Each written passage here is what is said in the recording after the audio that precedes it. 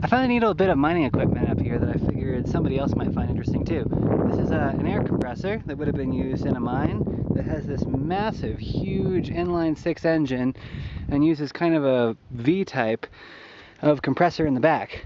So let's come around here. I want to show off some of the interesting things in here. Oh wow, there's even a chipmunk in there. He wants to check it out too. So the engine right here is labeled as a Davey 6. Don't know much about those engines, though I'll look them up and post anything I find in the description, but we'll go around here and look what we have.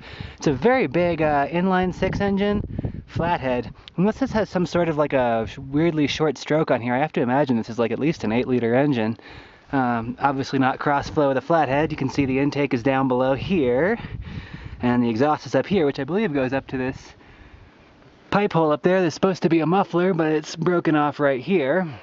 I can see the spark plugs on top there, and the coolant passages running right through the head, making it an obvious flathead here, or side valve. And then over here is the air filter. Comes down this pipe here. The carburetor and throttle body are missing, but they would be right. Oh, you know what? I didn't even see this. They're actually right here.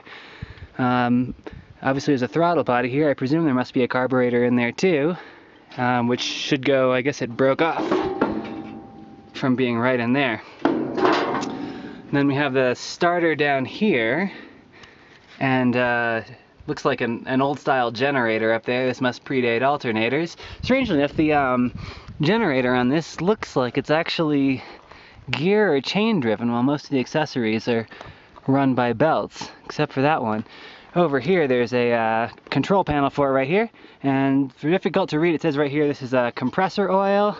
There would have been an ammeter, a switch, engine oil, and then down below there's a low pressure air and a high pressure air, and we'll get to what that means in a second because there are two sections to the compressor.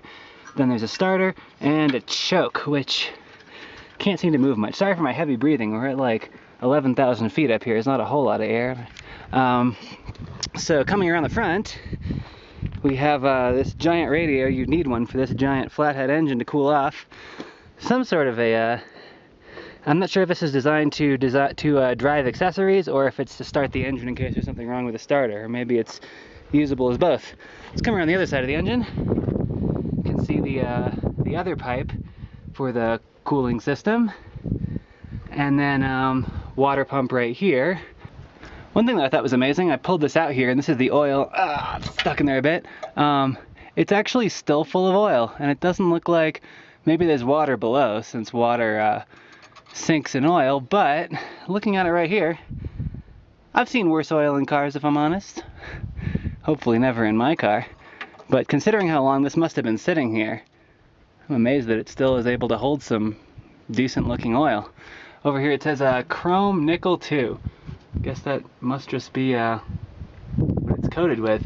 There was some sort of information plate, but it's clearly fallen off at this point and I don't see it. But I'll look up based on Davey 6 and everything else I can find on here, see if I can figure out. So let's go over to the compressor side. Now right over here we have these right here, all the compressor pistons. And the way that they work, and this is where we have the low and the high side, 3 of these, this one here, and that one over there. You can see the ones that have air filters on the top. These all pump into this giant radiator, I guess intercooler you would call it, on the back here, which is also belt driven by a fan over there, or a fan that's belt driven. And so all 3 of those pump in to here, and then from there, the last piston pressurizes it again after it comes, see the inlet on this one, right there, comes out of the intercooler and pumps into here. So I'm assuming that the low pressure side is somewhere after the first couple set of these pistons and the intercooler, and then the high pressure side is once it gets out of there, and then it comes back to here and to the tank, which looks like it has a few bullet holes shot in it after here. And the brand on the compressor is also Davey, so that must be the whole unit. And the whole thing is huge. This has to be. I'm not great at estimating, but I'd say it's like, what is that, like 10 feet long? Pretty big thing. This is a rough trail to get it up here. I'm not even sure how they would even get this up there, especially in that time period. But interesting piece of mining equipment. I'll post whatever I can find in the description. If you know anything more about it, feel free to go post that down in the comments.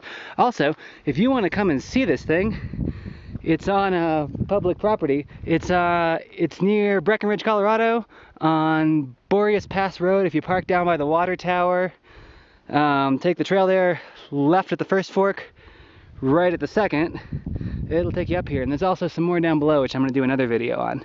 Hope you enjoyed.